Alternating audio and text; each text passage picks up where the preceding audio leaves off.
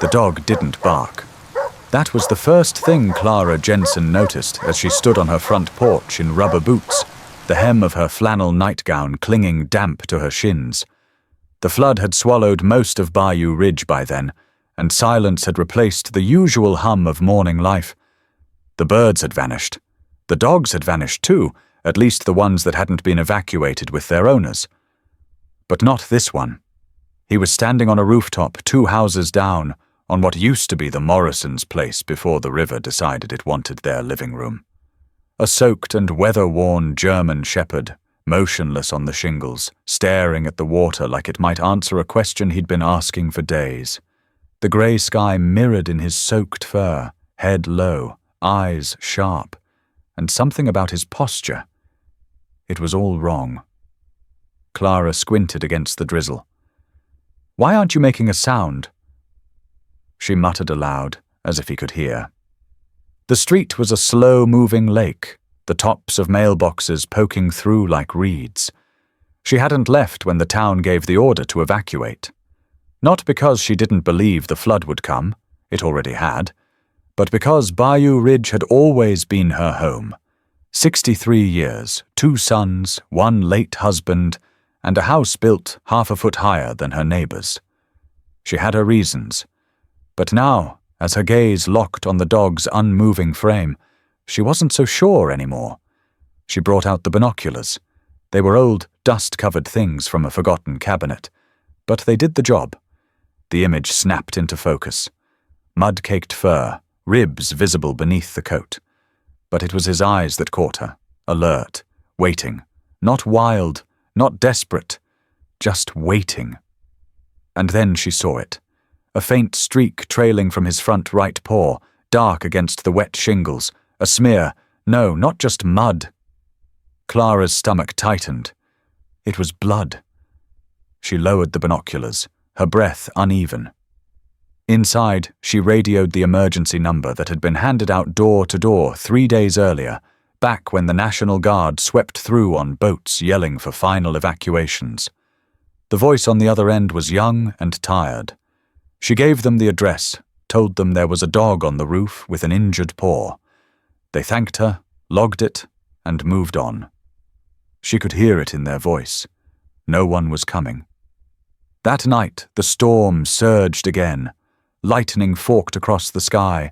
The wind slammed the shutters on her upstairs windows. Clara tried to sleep on the living room couch with the radio on, low, and a flashlight within arm's reach. But her mind kept going back to the roof. Every time the sky lit up, she was up on her elbows, peering through the rain-slick glass. And every time, he was still there. At dawn, the water had stilled to a brown glass sheet across the neighborhood. Her backyard was a swamp. Her street had become a canal. And the dog was still on the roof. Clara stood at the edge of her porch, arms crossed against the wind, and muttered, "You're not giving up, are you?" She went around back and dragged out the old aluminum canoe. It had belonged to her husband, used for fishing on weekends until the arthritis made rowing a thing of the past. She cleared out the cobwebs, checked for leaks, wiped away the layer of dust and pine pollen, and found the oars buried beneath a tarp. The water slapped gently at her knees as she pushed off the curb. It took her nearly 20 minutes to paddle the short distance. She passed floating debris, a child's tricycle, a busted fence gate, a bright red cooler drifting aimlessly. She passed shuttered windows, drowned porches, silence pressing against her ears. And then she was there. The house was barely holding. The gutters sagged, shingles were missing. But the dog was still on the roof, and when he saw her, he didn't retreat. He just shifted his weight and limped closer to the edge. Clara steadied the canoe against the drainpipe and reached for the ladder she had tied across the middle. As she climbed, her knees protested, and the wind picked up again. The dog made no sound, only watched. Close now, she could see how raw his paws were, the pads worn down and cracked. There was a branch snagged in his collar, a leash still attached, frayed and stretched taut. "You've been stuck," she whispered. "That's what it is. You've been trying to go." She reached out, slow and deliberate. Her fingers brushed the wet fur just above his shoulder. He didn't flinch. "I'm not here to hurt you," she said. His eyes locked on hers for the first time. Carefully, Clara unhooked the leash from the snagged branch. The moment it went slack, the dog took a shaky step forward. She didn't try to pet him. She didn't need to. He followed her down the ladder, trembling but deliberate, each rung an effort. Once in the canoe, he curled up tightly at her feet, nose tucked under his tail like he hadn't slept in days. As she paddled back, Clara glanced at him. His eyes were closed now, but not in peace, in exhaustion. He hadn't made a sound the entire time. Not one bark, not a single growl. Only silence, as if the world had already taken enough from him. She brought him into the house, wrapped him in dry towels, and set out a bowl of water and some leftover chicken. He sniffed at it but didn't eat. Just lay there on the rug, eyes open again, staring at the front door, as if still waiting, still listening. That's when Clara noticed something else. His paw, the one that had left the blood on the shingles, was already healing. It wasn't fresh. It wasn't the worst of it. The worst of it, she realized, was that someone had tied him up and left him behind. The leash hadn't snapped on its own. It had been clipped there and forgotten. Or worse, meant to be forgotten. Clara sat down across from him, meeting those tired amber eyes. "Somebody gave up on you, didn't they?" she murmured. The dog didn't move. But in the fading light of morning, Clara could have sworn he blinked once, long and slow, almost like a yes. The dog still hadn't made a sound. By the time Clara dried him off and settled him onto a folded blanket near the fireplace, the rain had quieted to a whisper, but the sky outside still pressed low and heavy. Bayou Ridge wasn't used to this kind of quiet. The frogs were gone. The power lines buzzed faintly, but even they sounded tired. She watched him from the kitchen doorway. He lay there in a tight, defensive curl, ribs still showing, muscles twitching now and then like ghosts of old instincts. His eyes remained open. Always open. Like he didn't trust the room, or maybe didn't know how to close them when the world wasn't done hurting. She set a bowl of warm broth by his head. He didn't move. But 10 minutes later, when she came back with gauze and ointment, the bowl was empty, licked clean. That was something. He let her clean his paw without a fight. He didn't flinch when she dabbed the raw skin, didn't jerk away when she wrapped the bandage. He only watched her hands with a kind of quiet patience that spoke louder than any bark ever could.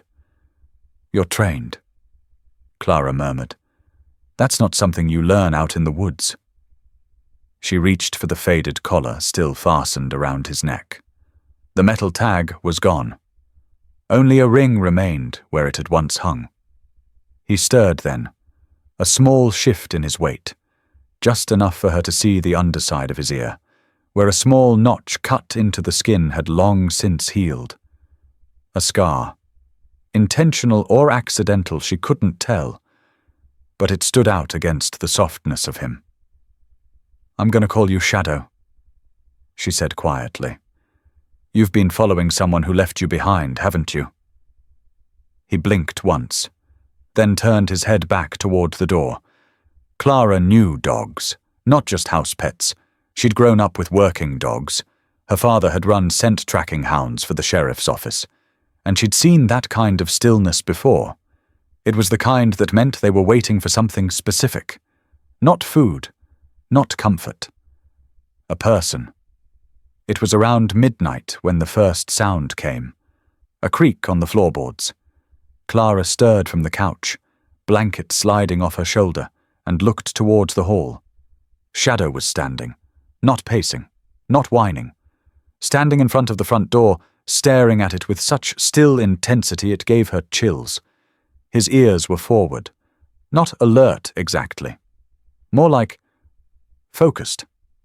Clara stepped quietly to his side. "There's no one out there, boy." He didn't look at her, just stared at the door, his breath shallow but steady. Then, with the softest huff, he laid back down. Not in defeat, not in exhaustion, in purpose. The next morning, Clara posted photos. She took one of him curled up by the firelight, another of his face in profile as he lay on the porch rug, and uploaded them to the local shelter's emergency lost and found board. She added the detail about the notch in his ear, the lack of a tag, the injury, the silence. She called the vet clinic on Maple and left a message. Called again. No answer. The line had gone down in the storm. By afternoon, she'd stapled 3 printed flyers to the still-standing poles at the post office, the gas station, and the boarded-up market. The wind tore one off before she'd even turned around, but nothing came back. No messages, no calls. No one claimed a missing German shepherd with haunted eyes and a wound on his paw. That night, he paced again, only for a few minutes. Then he lay back down near the screen door. Clara sat across from him and opened a photo album. She didn't know why. Page after page of her old dogs, Gus, Lucy, Red. Her husband used to say Clara trusted dogs more than people. Maybe that was still true. "You're not just waiting," she said aloud, more to the room than to him. "You're searching, inside, like something's not finished." Shadow's ears twitched at the sound of her voice, but he didn't lift his head. On the 3rd day, the surprise arrived in the form of a knock. A truck had pulled into her yard without a sound. Unusual given how torn up the dirt drive still was from the storm. A man in work boots and a FEMA badge stepped out, clipboard in hand. Clara opened the door with a cautious nod. "Everything's holding, thanks." "Routine check, ma'am," he said. Young, 30-ish, sunburned, tired eyes. "We're logging households that stayed behind. Anything you need?" She thought about it. Then, "Number, there's a dog I found, stranded on a roof. I've posted everywhere." The man glanced past her. Shadow had stepped halfway into view, not barking, not growling, just watching. "German shepherd?" the man asked. "Seems like it. No tag, limped a little. I've been calling him Shadow." The FEMA worker crouched a bit. Shadow didn't approach, but his tail gave a slow, polite wag. "Looks calm," the man said. "Not street wild. You've done good with him." Clara hesitated. He hasn't made a sound. That caught the man's attention. "Not even a bark?" he asked. "Not one." The man straightened. "That's not nothing. Military dogs, some rescue dogs. They're trained to stay silent unless commanded. Might be nothing, but it also might mean he belonged to someone who worked him." Clara's spine tingled. "You think he's trained?" "I think he remembers someone who made him that way," the man said, handing her a slip of paper with a number and a website. "Lost Animal Registry. New system, linked to microchip scans. If he's chipped, they'll find him." Shadow stepped further into the light then, and the man looked down at the bandage still wrapped around his paw. "Huh," he said quietly. "That's not from falling." "What do you mean?" He pointed to the position of the wound. "That's a rope burn. Too much. Pressure on a tight leash, from a fixed point. He was tied. For a long time." Clara felt her stomach twist. The man tapped the paper. "Try the registry, and thank you for not ignoring him." After he left, Clara went back inside and knelt by the dog. "Is that what happened to you?" she asked, brushing a hand along his shoulder. "Did someone leave you tied up and run?" Shadow didn't answer, but he leaned, almost imperceptibly, into her hand. Later that night, Clara uploaded a close-up photo of him, just his eyes and the side of his face. The background blurred, the lighting soft. She added one line, "Found after the flood," still waiting by the door. Then she hit submit, and left the porch light on, just in case. By the 5th day, Clara was starting to understand something she hadn't wanted to admit out loud. Shadow wasn't just waiting, he was hoping. Every morning he stationed himself by the front door, not whining, not restless, just watching. His body tense in stillness, eyes scanning the quiet street as if someone might round the corner and make everything make sense again. When no one came, he'd lie down, slowly, and breathe out like the world had disappointed him all over again. Clara watched him too. Quietly from her rocking chair, coffee cooling in her hands. The floodwaters had started to recede, leaving behind a trail of broken fences and unspoken grief. People had begun trickling back into Bayou Ridge, stepping over sandbags and limbs of fallen trees. She heard hammering in the mornings now, the distant whir of chainsaws. The power grid hiccuped back to life in bursts. One day, the local radio returned, grainy but alive, announcing supply runs and missing person updates. She tried the microchip registry. Twice. The first time, the site crashed. The second time, she entered his details and uploaded his photo. It took 3 days to hear back. She was planting basil in a cracked ceramic pot on the porch when her email pinged. Her hands were still covered in dirt when she read the message. A woman named Emily Rhodes. She said her parents had lived on Clover Street, 2 blocks from Clara. She'd lost both of them in the flood. The boat came too late, and the house had filled too fast. She'd barely gotten out. Her dog, Boomer, had been tied in the backyard. When she'd escaped, the leash had snapped tight. She didn't see where he went. She'd been searching since. The photo she attached was blurry, taken months before. A German shepherd with a slight scar on his left ear, lying beside a pair of muddy work boots.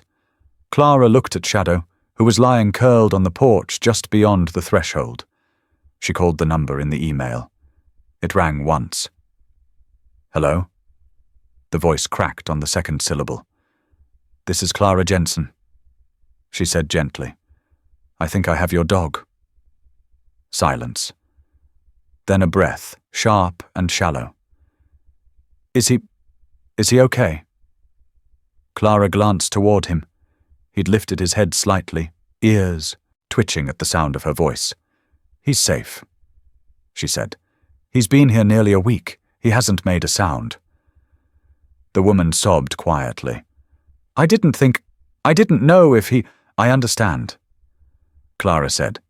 Emily explained everything in fits and starts. Her parents had rescued Boomer from a shelter 3 years ago. He was quiet, deeply loyal, never strayed. When her mother got sick, Boomer slept at the edge of her father's bed every night. She'd meant to take him with her when the boat came, but panic and chaos split them apart. She thought he was gone. Clara listened, barely moving. "You trained him, didn't you?" "I didn't have to," Emily said. "He always just understood. He never barked unless there was a reason. He hasn't barked once since I found him." Emily was quiet a moment. Then, almost ashamed, she said, "I don't think I can take him yet." Clara said nothing. "I lost my job. I'm staying in a motel in Baton Rouge. They don't allow pets, and after everything with my parents, I can barely sleep. I don't even know what I'm doing next." Clara's voice softened. "He's safe here. You don't have to decide today." Emily whispered, "Thank you." That night, Clara sat with Shadow on the porch. She told him the truth. "She's alive," she said, barely above a breath. "She thought she lost you." Shadow didn't respond, but his ears twitched. He stood up after a few seconds, paced to the edge of the porch, and stared at the road. Then he lay down slowly and rested his chin on his paws. He didn't seem surprised. 2 days later, a white sedan pulled into Clara's driveway. Shadow stood before Clara could even open the door. His body went still, eyes locked on the car like gravity had shifted. Emily stepped out slowly, as if the air in Bayou Ridge might collapse around her. She looked older than Clara expected, not in years, but in weight. Sleeplessness and sorrow had thinned her down to the essentials: jeans, boots, a windbreaker too big on her frame. Her eyes locked on Shadow. He didn't move. Neither did she. "Boomer?" she said, barely audible. The dog twitched. Then nothing. Clara waited for the movie moment that didn't come. No sprint, no bark, no triumphant leap into her arms. Boomer simply stood, stared, and tilted his head, like he was trying to believe what he saw. Emily took a cautious step forward, then crouched, palms open. "I'm so sorry," she said. "I didn't want to leave you. I tried—" Her voice cracked, and she stopped. Boomer stepped forward, slowly, deliberately. He reached her hands and sniffed once, then twice, and finally, gently, he leaned in. Emily wrapped her arms around his neck and held on like she might break. Clara turned away then, not to give them privacy, but because her chest had started to ache in a way she hadn't expected. Later, over tea on the porch, Emily sat holding the leash with trembling fingers. "He's changed," she said softly. "He's quieter." "He hasn't changed," Clara said. "He's been carrying you in his silence the whole time." Emily looked at her. "I want to take him, I do, but I'm not ready, not yet." "I know. I'm afraid if I leave him again." "He knows," Clara said, "and he's still here." Boomer lay curled at their feet, his tail thumping once. That night, he didn't go to the door. He slept beside the rocker, still and calm. And for the first time in days, Clara slept all the way through the night. The following Sunday, Boomer refused to eat. Clara noticed it first thing in the morning when the usual click of his nails across the wood floor didn't follow her into the kitchen. His bowl sat untouched. She called his name twice, but he didn't come. When she peeked into the front room, he was standing at the door again. Not watching, not waiting, just standing, his body tense, ears half-pinned. She crouched down. "What is it, boy?" He didn't flinch. Then he growled, low and brief, a single pulse of warning.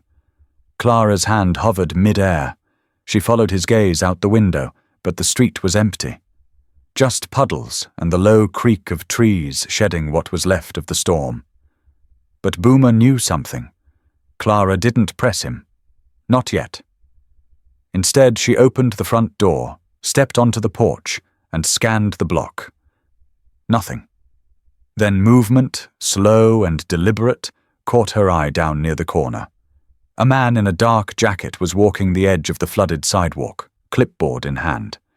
He moved like he wasn't trying to be seen. Not a neighbor, too clean for that. Not a FEMA rep, no badge. His eyes scanned the houses too carefully. He reached the remnants of the Morrison place and paused. Then he looked up at the roof, the very same roof Boomer had been rescued from, and smiled. It was the wrong kind of smile. Clara stepped back inside and locked the door. Boomer was already pacing the hallway, tail low, body taut. "You know him," Clara said under her breath. "Or you knew someone like him." She pulled her phone from the kitchen counter and called Emily. It rang twice. "Hey," Emily said, voice groggy. "Everything okay?" Clara hesitated. "Do you know anyone who might have been looking for Boomer? Before?" Emily went silent. "You mean before the flood?" "Yes." Another pause, then a slow inhale. "My dad didn't exactly like outsiders around the house," she said. He kept to himself, but a few months back there was a man. Said he worked in animal recovery. He came to the door asking about Boomer, asked if we were still interested in that training program we'd supposedly applied for. Thing is, we hadn't. What did he want?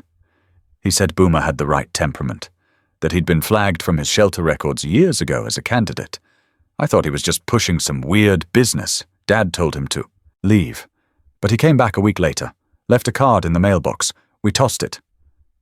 Clara looked towards the door. Boomer was still pacing. Describe him. Tall, lean, late 40s maybe. Always wore gloves. He said his name was Jensen, but I doubt that was real. Clara's heart froze.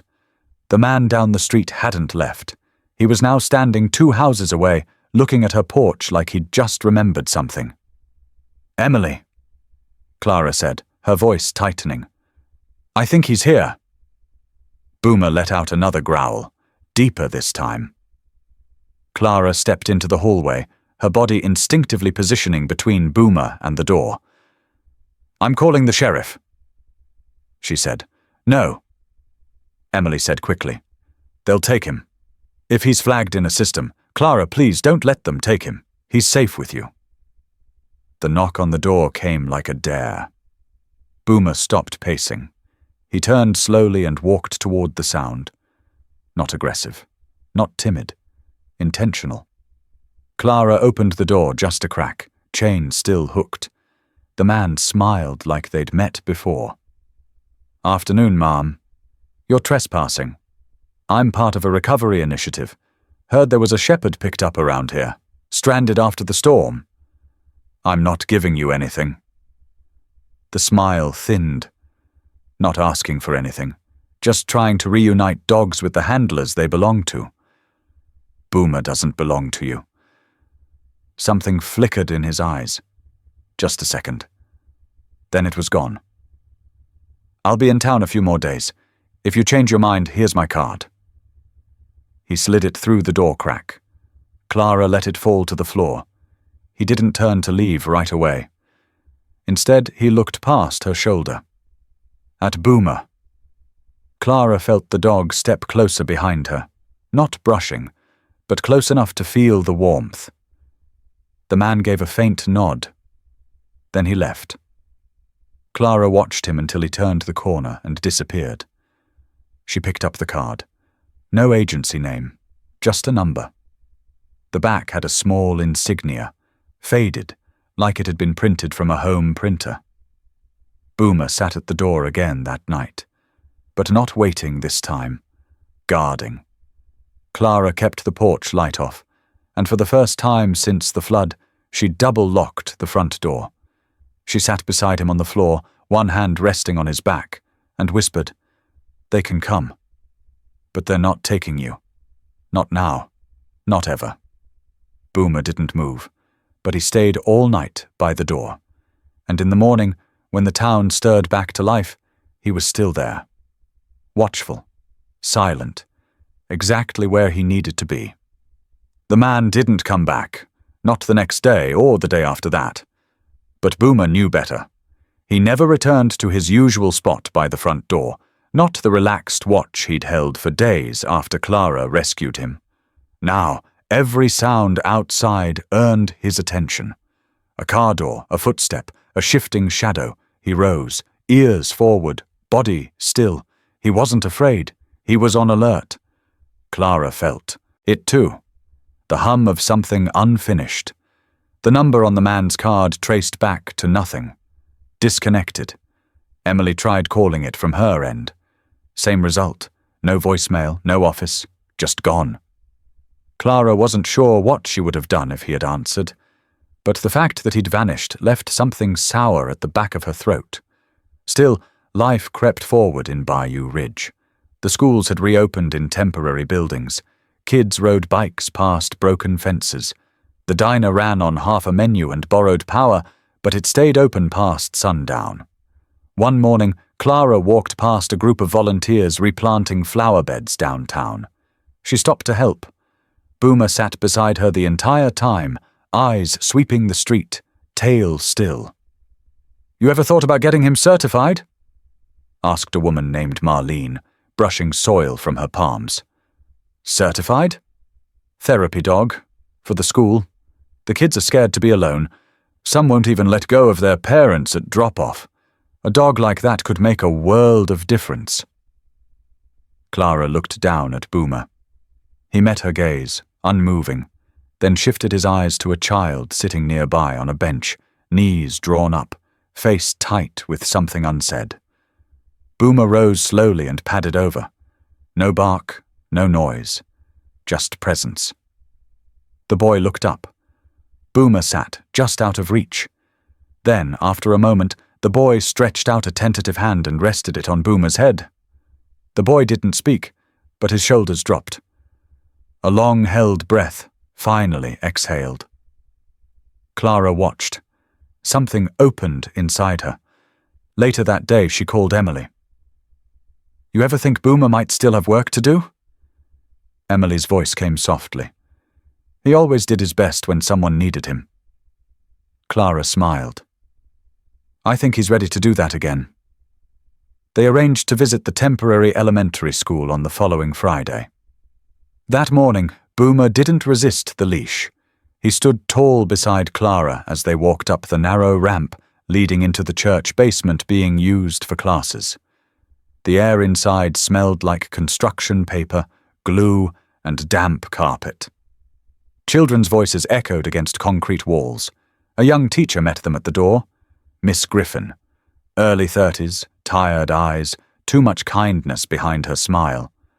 "He's beautiful," she said, kneeling gently. "Is he calm?" "He's steady," Clara said. "Quiet. He knows how to be still." "Then he's exactly what we need." They introduced him to a small group of third graders.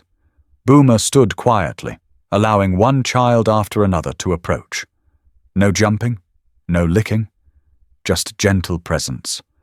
The girl who cried every morning. She curled beside him with a book and didn't shed a tear the entire hour. The boy who hadn't spoken in days? He whispered to Boomer, then turned to his teacher and said, "He listens better than people." By the end of the visit, Boomer was lying flat on the rug, 3 kids draped around him, fingers tangled in his fur. Clara wiped at the corners of her eyes. The next week, they went back. Boomer remembered the path from the car to the door. He remembered the ramp and the sound of the bell. He walked slower now, not from hesitation, but with the kind of dignity dogs have when they know they're needed. They started calling it Boomer Fridays. And every Friday, without fail, Boomer showed up and gave the town's most frightened children something solid to hold on to. Word got around. Soon, the senior center asked if he could visit the local clinic. The post office even taped a photo of him by the entrance with a handwritten caption. "He waits so they don't have to." But one afternoon, while Clara was sorting books in her living room, Boomer stopped short in the hallway. His body tensed, ears lifted. A growl rumbled from his chest. Clara followed his gaze. There, wedged halfway through the mail slot, was a plain envelope. No name, no return address, just a folded note on yellow paper. She opened it with trembling fingers. "You took something that wasn't yours. Some dogs aren't meant to be pets. You still have time to do the right thing." Boomer didn't move, just stared at the door. Clara looked at him and whispered, "He's not finished with you." Boomer exhaled slowly. No bark, no retreat, just presence. That night, Clara didn't sleep, but Boomer did, curled at the foot of her bed, as if to say, "We'll face it together." And Clara believed him. Clara hadn't told Emily about the note. Not yet. Not because she didn't trust her, but because the threat hadn't felt complete. The words were veiled, almost clinical. A warning, not a move. And Boomer had made it clear that if anyone came through that door, he'd be ready. But Clara wasn't naive. She added a deadbolt, bought an old security camera from the hardware store when the power returned, posted the footage to a USB stick nightly. Her boys would have told her she was being paranoid. She would have told them, that's what people say when they've never seen someone come back. Still, the days moved forward. Boomer's presence at the school shifted from novelty to necessity. Children began arriving early on Fridays, asking for him by name. Some left notes beside his resting spot. One girl, around 6, slid a paper heart under his paw and whispered, "You're the only one who waited for me." He let her. Clara started keeping a small journal of the things she overheard. Boomer Fridays turned into a phrase the town used like a holiday. Local businesses began posting a hand-drawn paw print decal in their windows. Kids wore pins with his name in glitter glue. It was quiet, small-town loyalty.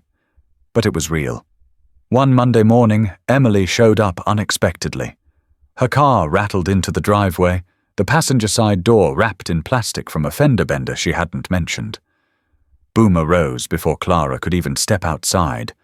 He stood at the window, head tilted, tail still. When Emily stepped out, Boomer didn't run, but he moved forward in that steady, certain way Clara had come to recognize. She was shaking by the time she reached the porch. "I'm sorry to drop in," she said, holding a paper bag of dog treats like a peace offering. "I was halfway through Baton Rouge and just turned." Clara smiled gently. "You don't need a reason." They sat on the porch for over an hour.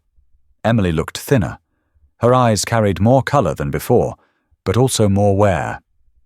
"I started a new job," she said. "Part-time. Library outreach. It's good. Quiet. They let me bring books home, which helps."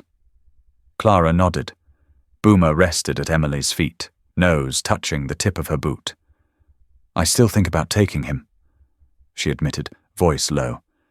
"But every time I see him here, see him with you, with the kids, I think maybe he found something better than what I can give." "He's not waiting anymore," Clara said. "He's working." Emily gave a soft laugh. He always liked a job. Later that week, Clara got a call from Marlene at the diner. "You're not going to believe this," she said. "That dog of yours has a fan club." Clara blinked. "A what?" "3 kids were in here today. Drew his face in ketchup on a napkin. Said he saved their cousin from being sad. You're raising a legend." Clara looked across the living room at Boomer, who lay half asleep near the fire. "I didn't raise him," she said. "I just answered when he looked back." But peace, as Clara had learned, always arrived with an expiration date. That Thursday evening, Clara stepped outside to gather the laundry from the line. The sky had turned that particular shade of yellow-grey that always warned of weather. Storms came fast in Bayou Ridge. She'd learned to read the wind like a clock. Boomer was in the yard with her, sniffing the breeze, tail loose. That's when they both heard it. A car engine, low and smooth, pulling up across the street. Not idling. Waiting. Boomer froze. Clara turned and saw the same black truck from weeks before, parked in the shadow of the old elm tree. No plates, windows tinted, the engine cut. Clara's heart pounded. She reached for the clothespin bag and backed toward the porch. "Come on," she said, voice steady but thin. Boomer didn't move. Instead, he walked to the edge of the yard and stood, square and tall, watching. The driver's door opened, but no one stepped out. A slip of paper fluttered out onto the pavement, carried by a gust of wind. The door slammed shut. The truck reversed slowly, then turned and disappeared into the dusky light. Clara stayed frozen for a full 30 seconds. Then she walked to the road and picked up the paper. It was blank on one side. On the other, a photograph. An old shelter intake form, yellowed and creased. Boomer, younger, thinner, same eyes. At the top, one handwritten note. Candidate, Program 9. Below that, a stamp. Rejected. Human attachment risk. Clara read it 3 times. Her fingers trembled. She walked back into the yard. Boomer was waiting at the porch steps, still watching the road. "You weren't the one who failed," she said. Boomer blinked slowly, then walked past her inside. That night, Clara locked every window. But the real weight wasn't fear anymore. It was something closer to awe. They tried to turn him into something he wasn't. But what they missed was the thing that made him unforgettable. He waited. And when he couldn't wait anymore, he helped others stop waiting too. The next morning, Clara taped the photograph inside her kitchen cabinet. She didn't tell anyone about it. Some truths belonged to those who earned them. And Boomer? He'd already given enough. The sky cracked open with thunder 2 hours earlier than the forecast had warned. Clara was in the kitchen, rinsing dishes, when the power flickered once, then cut entirely. The house fell into a soft hush, broken only by the patter of rain building to a drumbeat on the roof. Boomer stood by the back door before she even noticed the wind. "Stay here," Clara said, drying her hands fast. "It's just a squall, probably nothing." But Boomer didn't stay. The moment she unlatched the door, he slipped through her legs like water, bolting into the storm. Not wild, not panicked, focused. "Boomer!" she shouted. Then she saw her. Emily was in the backyard, dragging the clothesline down, her sleeves soaked, hair plastered to her face. The wooden post was leaning sideways in the wind, rope tangled and whipping. One false pull and it would snap. Boomer ran straight to her. She turned at the last second, startled just as the line snapped overhead. The post cracked, but Boomer lunged, planting himself between her and the falling beam. It missed by inches. Emily fell to her knees, gasping, soaked and shaking. Boomer leaned against her as she gripped his fur, both of them drenched. Clara sprinted out, heart hammering, and helped them back inside. No one said anything for a long time. The storm howled beyond the windows, but the house felt still.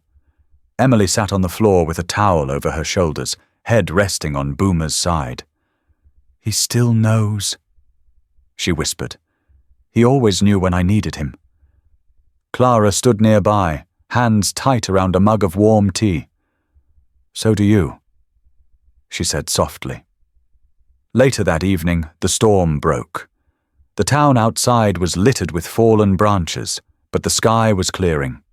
Emily and Clara sat on the porch steps, their clothes dry now, feet bare against the damp wood.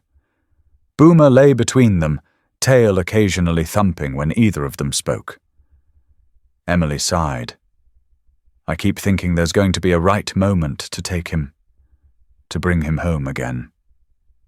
Clara didn't answer. She let the silence hang.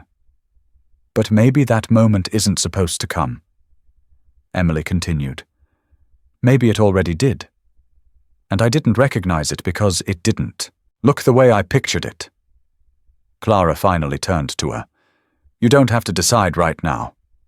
"I think I already have," Emily said, voice steady this time. "I don't think I'm his home anymore. I was once, but look at him. Look at what he's doing here." Boomer stirred, looked up, eyes shifting between the two women like he understood every word. "He's part of this town now," Emily said. "Part of the school, the kids, you, and he's content. He doesn't wait at the door anymore." Clara nodded slowly. "I thought love was about returning," Emily said. "About bringing something back. But maybe it's about letting it grow into what it was always meant to be." Boomer laid his head on her knee. She smiled through tears, stroking his fur. "I'll keep coming," she said, "if that's okay. He's still family." "You'll always be welcome," Clara said. That weekend, they planted marigolds in the front yard, donated by the children at the school. Tiny orange blooms sprouted from yogurt cups and mason jars. Boomer helped, nosing the dirt, occasionally knocking over a watering can with his tail. He sat by the gate while the women worked. Not watching for someone, just watching. When Monday came, the town buzzed with small recovery efforts after the storm. Clara took Boomer with her to deliver canned goods to the senior center. Edna, the silver-haired matriarch of Sunny Pines, met them at the door. She'd knitted a scarf from scrap yarn, mustard yellow and dark green, and tied it gently around Boomer's neck. "There," she said. "Now you look like the mayor." Boomer didn't flinch at the attention.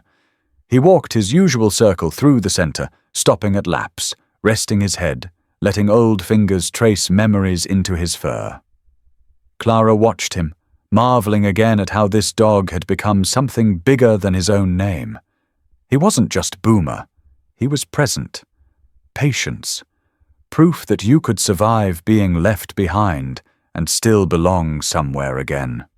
That night, Clara found Emily standing in the hallway, gazing at an old photo on the wall. A black and white shot of Clara's late husband kneeling beside their first dog, Daisy. Both were grinning, unposed, happy. "He looks like someone who loved deeply," Emily said.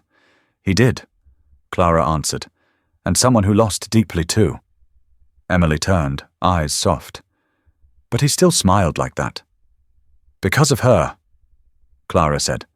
"Because of Daisy." Boomer wandered into the hallway then, brushing Emily's hand with his nose. She knelt beside him. "You saved him," she said. Clara shook her head. "No," she replied. "I just gave him a place to keep doing what he already knew how to do." Emily looked down at Boomer, then back up. "I think he saved me too." Boomer didn't react. He didn't have to. Some things didn't need to be said out loud. They just had to be stayed for. Boomer had always moved like he had, a purpose. Whether he was nudging a child toward a backpack they'd forgotten, or curling up beside an elder who hadn't spoken in days, he did everything with quiet conviction. But in early November, something shifted. He began to hesitate on the porch steps, needing a second nudge. His gait, once fluid and certain, became deliberate, like he was measuring every joint. The kids at the elementary school still crowded around him, still handed him drawings and crusts of sandwich bread. But he took longer to stand up after lying down. Clara noticed. Of course she did. She watched the changes accumulate, not dramatic, not all at once, but in the way leaves turn before you realize a new season has come. Then came the day he didn't rise at all. It was a Monday. Clara had just poured her coffee when she realized he hadn't padded into the kitchen like he always did, tail wagging, waiting for his half slice of toast. She found him in the laundry room, lying in the corner where the sun came in warm during late mornings. His eyes flicked open when she knelt. "Hey, buddy," she whispered, scratching behind his ear. "You tired today?" Boomer blinked slowly. She brought him water, then sat beside him, cross-legged, coffee growing cold beside her. Hours passed that way, the house unusually quiet. By afternoon, he managed to get to his feet, slowly, stiffly, and followed her out to the car. They drove to the vet in silence. Dr. Santos examined him gently, methodically. "Boomer's older than we thought," she said. "And large breeds like him, they tend to carry the years in their hips, their spine. It's arthritis, yes, but also heart fatigue. Nothing sudden, nothing painful, just the body slowing." Clara nodded, jaw clenched. "Is there anything I can do?" "Short walks, ramps if you can manage. Anti-inflammatories will help a bit, but mostly just be with him. He'll tell you when he's done." That night, Clara built a ramp from old deck boards so he could reach the porch more easily. She moved his bed closer to the fireplace, and she waited. Boomer wasn't done. He slowed, but he still made his rounds, just more gently. One afternoon he stopped in the middle of the school hallway and sat down without prompting, staring at a boy named Isaiah. Isaiah hadn't spoken since the flood. Not a word. But that day, he whispered, "You see me?" Boomer wagged his tail once. Another morning, Clara opened the front door to find two girls from the middle school standing nervously at the gate. One held a notebook, the other a thermos. "Can we—" Can we read to Boomer?" the taller one asked. They sat cross-legged in the yard for an hour, Boomer between them, lids heavy, head on his paws. Listening. The next day, more kids came. Soon it became a ritual. Children came after school, old men from the senior center shuffled over in groups of 2 or 3. They read to him, drew with him, told him about their bad grades or their old girlfriends or what they dreamed the town could be when they grew up. Boomer never answered. He just stayed. One crisp morning, Clara came outside to find something taped to her front fence. A handwritten note, anonymous. "Boomer saved my daughter from hurting herself. He sat outside our house 3 days in a row. Didn't bark, just waited. On the 3rd day, she opened the door." Below the words was a simple drawing, a stick figure girl and a big dog. No signature.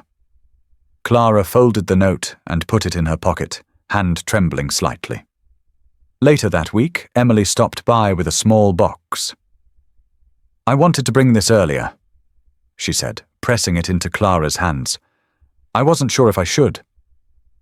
Inside was Boomer's original collar. The faded leather was cracked, and the tag was barely legible. Clara ran her fingers across the name. "He wore that the day I lost everything," Emily said. "I kept it like an apology." Clara didn't answer.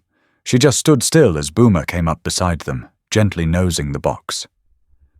Emily bent down and held it out. "You remember this?" she asked. Boomer lowered his head, nose hovering, then gently licked the edge. "Guess you do." "I think he forgave me long before I could forgive myself," Emily said. Clara gave her a look. "I think he never blamed you to begin with." Thanksgiving approached, and the town buzzed with quiet energy. Hollow Creek had started rebuilding, not just homes and businesses, but people. And somehow, at the center of it was this aging German shepherd with clouding eyes and a heart too big to stop. Boomer walked a little slower now. He slept a little longer. But he was still watching, still staying. And everyone, whether they admitted it or not, was still watching him. The call came just after midnight. Clara was already half awake, curled on the couch beside Boomer, the embers in the fireplace fading to soft grey. The phone buzzed once, then again. She reached for it groggily. "Clara, it's Deputy Rios. Sorry to call this late, but we've got a situation. You might want to come down to the old shipping lot near Millen Creek. It's Boomer. He led us here." Clara sat up fast. "He's with you?" "Not exactly. We were tracking a break-in. He showed up out of nowhere, barking like he was chasing something. Now he won't leave this old freight container. He won't let us near it." Clara was out the door in minutes. When she pulled up, headlights from 2 patrol cruisers sliced through the fog. Boomer's silhouette stood near the rusted container, stiff-legged, tail high, not wagging. Rios raised a hand to stop her as she approached. "He's been guarding that door since we got here. We think someone might be inside. Maybe one of the looters we've been looking for. Could be dangerous." But Clara didn't pause. She called softly, "Boomer." His ears flicked. He didn't move. Something about his posture was different. Alert, yes, but less aggressive. More insistent. "Let me try," she said. She stepped forward, slow, keeping her voice low. Boomer gave one short bark, then backed up, just enough to let her reach the container's latch. Inside, it was pitch black. She turned on her phone flashlight. At first, she saw nothing. Then movement, small, curled against the far wall. A child. A girl, maybe 6 or 7, thin and shivering, her arms wrapped around a grimy stuffed animal. Clara's breath caught. "It's okay," she said softly. "You're safe now. My name is Clara. The dog? He's Boomer. He found you." The girl didn't speak, just looked past Clara toward the German shepherd who now stood just outside the door, watching. Later, wrapped in a blanket and sipping cocoa at the station, the girl finally whispered her name. Maya. She'd been hiding with her mother in an abandoned trailer nearby after escaping from someone she called the bad man. Her mother had gone to find food days ago and hadn't returned. Boomer had found her, tracked her, and waited. Back at the house that night, Clara stood beside the bed as Boomer lowered himself slowly to the floor. He didn't settle right away. His eyes stayed on her, unreadable. "You did it again," she said. "You brought her back." She dropped to her knees, wrapped her arms around his neck. "You're not just a dog, Boomer. You're this town's conscience." He exhaled, finally resting his head on her knee. Outside, a soft drizzle began to fall. Inside, nothing moved for a long while, just the sound of quiet breathing and the weight of something invisible passing between them. Gratitude, resolve, the ache of something ending, and the courage to face what comes next. A week after Maya was found, the sun finally returned for real. Not the pale imitation that slipped through cloud cover, but a real, full-throated kind of light, clean and wide and warm on the skin. Clara stood at the edge of the community center field, hands in her jacket pockets, eyes on Boomer as he moved slowly through the grass. He wasn't chasing anything. He didn't need to. The town of Hawthorne had gathered, not for a ceremony. No one used that word. But that's what it felt like. Someone had set up folding chairs, and there was sweet tea and donated cookies. Deputy Rios stood near the back, arms crossed, watching the crowd the way you do when you've spent your life preparing for something to go wrong. But nothing did. Kids played under the trees. One of them was Maya. She no longer flinched at voices. She had new clothes, a stuffed toy that wasn't falling apart, and a permanent spot on the couch at her foster home. But what drew the most attention, what made Clara's chest swell and ache all at once, was how Maya kept glancing back at Boomer. He stayed close. He didn't shadow her, didn't hover. But every time Maya laughed, Boomer's tail moved. Every time she fell and picked herself back up, his ears flicked. He was watching. He always would be. Mayor Whitcomb took the makeshift podium and cleared his throat. "I wasn't sure what to say today," he admitted. "This wasn't planned. Not officially, but I think it needed to happen.